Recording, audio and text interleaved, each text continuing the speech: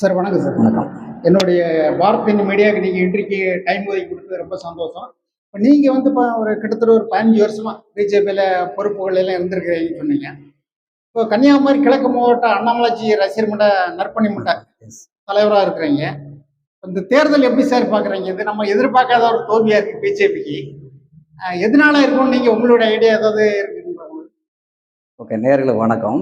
அதாவது இந்த அசெம்பிளி எலெக்ஷனை பொறுத்த வரைக்கும் பாரதிய ஜனதா கட்சி வந்து கடந்த பாராளுமன்ற தேர்தலில் எடுத்துக்கிட்டீங்கன்னா 24 எடுத்துக்கிட்டேன்னா 85 தொகுதியில் நம்ம கிட்டத்தட்ட தமிழ்நாடு ஃபுல்லாக 2வது இடத்துல வந்திருக்கோம். அப்போது அண்ணாமலைஜியினுடைய தலைமையில் என்டிஏ வந்து அந்த கூட்டணி ஃபார்மேஷன் பண்ணி தமிழ்நாடு ஃபுல்லாக எலெக்ஷனை கண்டஸ்ட் பண்ணுற இடத்துல பல இடங்களும் நம்ம 2வது இடத்துல வந்திருக்கோம். ஆனால் அதுக்கப்புறம் என்ன நடந்துங்கிறத இந்த சிச்சுவேஷன் எப்படின்னா, தமிழ்நாட்டை பொறுத்த வரைக்கும் அண்ணாமலை அந்த மாநில பொறுப்புலேருந்து விடுவிக்கிறாங்க. ஏடிஎம்கே கூட கூட்டணி வைக்கணுங்கிற ஒரே இதுக்காக தலைவரை ரிலீவ் பண்ணி நயனார்ஜியை போடுறாங்க. நாகேந்திரன்ஜியை போட்ட பிறகு உங்களுக்கு தெரியும், எடப்பாடியார் வந்து நம்ம பாரதிய ஜனதா கட்சியினுடைய கொள்கை என்னன்னா, கழகங்கள் இல்லா தமிழகம், கவலை இல்லா தமிழகம்ங்கிற கோஷத்தை தான் இதுக்கு முன்னாடி நம்ம வச்சு வந்துகிட்டு இருக்கிறோம். இந்த கழகங்களை தமிழ்நாட்டில இருந்து அப்புறம் எஸ்.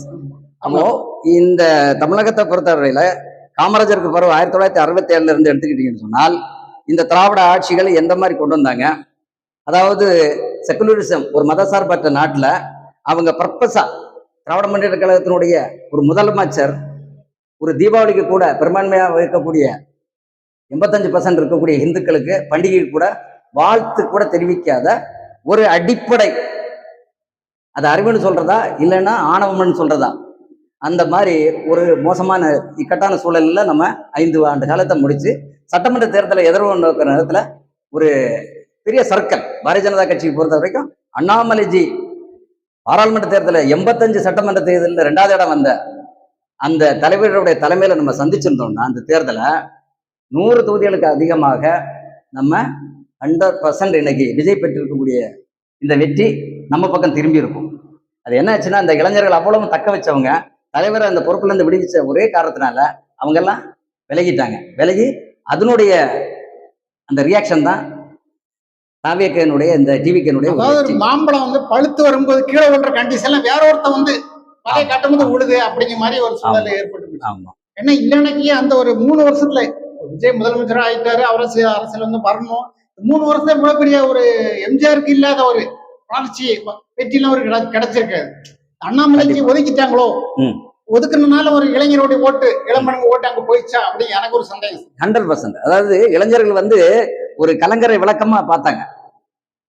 அண்ணாமலைஜி வந்து ஒரு ஐபிஎஸ் ஆபீசர், அவருடைய பர்ஃபார்மா வந்து இப்ப உதாரணத்தை எடுத்துக்கிட்டீங்கன்னா, நான் கர்நாடகால பாக்குறேன்.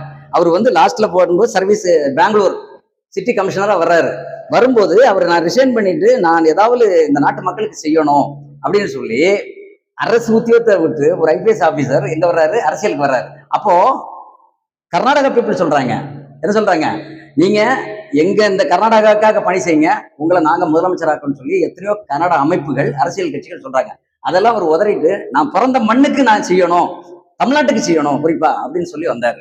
வந்து உங்களுக்கு தெரியும், அவர் கால்நடையா தமிழ்நாடு ஃபுல்லா நடந்து என் மக்கள் அந்த நிகழ்ச்சியெல்லாம் நீங்க பார்த்திருப்பீங்க. அவர் பண்ணாரு. ஒட்டுமொத்த தமிழகம் பாமரன்ல இருந்து அத்தனை பேரும் ஈர்த்த ஒரு தலைவனா, ஒப்பற்ற தலைவன். அதாவது மக்கள் தலைவனாக எப்படி வந்தாருன்னா, பெருந்தலைவர் காமராஜருக்கு அப்புறம் நமக்கு ஒரு காமராஜர் கிடைச்சாரு அப்படின்னு சொல்லி ஒரு யூத் யங்கர், படிச்சவர், தன்னலம் இல்லாதவர், நேர்மையானவர், தைரியமானவர். ஏன்னா நீங்க பார்த்திருப்பீங்க, திராவிடத்தை இங்கிருந்து நான் வந்து ஒழிக்கிறதா என்னுடைய பணி, தீயசக்தி திமுகவை தீயிட்டு கொளுத்துவங்கிற மாதிரி அவர் அந்த மாதிரி சவாலை ஏற்றுதான் அந்த பணியை செஞ்சாரு. மக்கள் ஏகோபத்தை ஆதரவு உங்களுக்கு தெரியும். 18% ஓட்டு பாரதிய ஜனதா கட்சிக்கு அந்த கூட்டணி கொடுத்தாங்கன்னா அது அந்த மக்கள் தலைவர் அண்ணாமலைங்கிற ஒரு நபருக்காக கிடைத்த வெற்றி. ஆனா அந்த அண்ணாமலைஜிய பாரதிய ஜனதா கட்சி மேலிடமோ அவரை தவிர்த்த ஒரே காரணத்தினால்தான் இந்த மாதிரி நம்ம ஒரு 2வது நிறைய பேர் அண்ணா திமுக வந்து ஊழல் பண்ணிட்டாங்க, திமுக ஊழல் பண்ணிட்டாங்க அப்படின்னு சொன்னாங்க. இந்த புள்ளி வரும் ஒரு அரசு அதிகாரி, ஒரு காவல்துறை இதெல்லாம் வச்சுட்டு அவர் வந்து இந்த சட்டங்களை வச்சு ஒரு புள்ளி வரமா சொன்ன ஒரே தலைவர் வந்து அவர் அண்ணாமலை. அதையும் மறுக்க முடியாது. அதெல்லாம் பார்த்துட்டு இப்போ வந்து வந்துட்டு இருக்கும்போது திடீர்னு அவங்களுக்கு எப்படி அண்ணாமலைஜியை ஒதுக்கி வச்சுட்டு பார்மாட்டிக்கு ஒரு பிரச்சாரம் மட்டும் பண்ணா போறோம், எல்லாரும் ஓட்டு போடுறான்னு நினைச்சிட்டாங்களா ஒருவடைய? அதேதான், அருமையான கேள்வி கேட்டீங்க. அதாவது அண்ணாமலைஜி வந்து பிரச்சாரம் பண்ணிட்டாருனால் எல்லாரும் ஒட்டுமொத்த ஓட்டு நமக்கு கிடைக்கும்னு ஒரு தலைமை நினைச்சது இது மிகவும் தவறானது. அது எப்படின்னா, எங்களை மாதிரிப்பட்ட பாரதிய ஜனதா கட்சியில வந்து ரொம்ப அர்ப்பணிப்பு உணர்வோட செயல்படக்கூடிய அத்தனை நிர்வாகிகளுக்கும் தெரியும், தலைவர் ஒரு ஐவாஷ் பண்றாங்க. மேலிடம் என்ன பண்றாங்க? ஐவாஷ். ஆனா பப்ளிக் வந்து ஏத்துக்கல. இது ஐவாஷ்ங்கிறத அவங்களும் புரிஞ்சுக்கிட்டாங்க. நாங்க நிர்வாகிகள் எப்படி புரிஞ்சுக்கிட்டோமோ அதே மாதிரி பப்ளிக்கும் புரிஞ்சுக்கிட்டாங்க. புரிஞ்சுக்கிட்டு இதனுடைய ஒரு, அதாவது என்ன சொல்றது, எதிர்வினை தான் விஜய்க்கு இவ்வளவு சாதகமானது. இப்ப நீங்க சொன்னீங்க டேட்டா அவ்வளவு வச்சிருந்தாருன்னு சொல்லி. அவர் டேட்டா மட்டும் இல்லை, இதை வந்து சுத்தப்படுத்தணும். அண்ணா அப்துல் கலாம் ஜி சொன்ன மாதிரி இந்த அரசியல் ஆரோக்கியமான அரசியலை கொட்டுறணும்னு சொன்னால் இந்த சாக்கடைகளை அப்புறப்படுத்தணும் அப்படிங்கிற ஒரு பெரும் முயற்சி எடுத்தார். உங்களுக்கு ஒரு தடவை ஒரு நினைவு இருக்கும்னு நினைக்கிறேன். அவரு கமலாலயத்துல பாரதிய ஜனதா கட்சியினுடைய மாநில தலைவர் அலுவலகத்தில் இருக்கும்போது டிஎம்கே சீஃப் மினிஸ்டரை பார்த்து சொல்றாரு, உனக்கு தைரியம் இருந்தால் என்னை கைது செய் அப்படின்னு. எதனால இதை சொன்னாரு? அவருக்கு நம்பிக்கை இருந்துச்சு, நான் இந்த அநியாயத்தை எடுத்து சொல்றேன். இப்போ ஃபைல் 1 to ஃபைல் 2 கொடுக்குறாரு, கவர்னர் வந்து கொடுத்துருக்காரு. அப்ப கொடுக்கும்போது அதுல வந்து என்டோஸ்மெண்ட் சொல்லுது, எஸ் இவங்க தேர் ஆல்சோ கரப்டட்.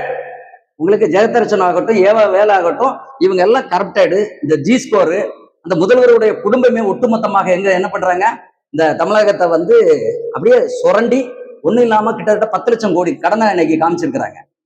இது தமிழகத்தில் நடந்த ஒரு பயங்கரமான துரதிருஷ்டம். எத்தனையோ முதலமைச்சர் ஆண்டாங்க, எந்த முதலமைச்சருமே இந்த மாதிரி ஒரு கடன்ல தள்ளின நிகழ்வு இது.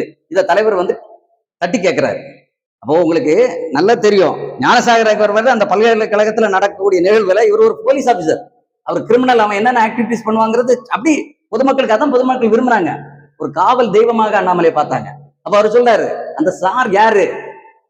ஞானசேகரன் போலீஸ் விசாரணை சொல்லும் போது அங்க போன்ல பேசுறதை எடுத்து இவர் கேட்கிற தமிழக மக்கள்கிட்ட அப்டேட் டேட்டா மட்டும் இல்ல, தமிழ்நாட்டில் நடக்கக்கூடிய அநியாயம் அக்கிரமங்களா அவ்வளோத்தையும் தட்டி கேட்ட ஒரே தலைவன் அன்னைக்கு யாரா தெரிஞ்சிருந்தா, வேற எத்தனையோ எதிர்கட்சி தலைவர்லாம் இருந்தாரு பழனிசாமி, மக்களுக்கு தெரியல. எத்தனையோ கட்சி தலைவர்கள் இருக்கிறாங்க, அண்ணாமலை மட்டும்தான் காவல் தெய்வமாக பார்த்தாங்க.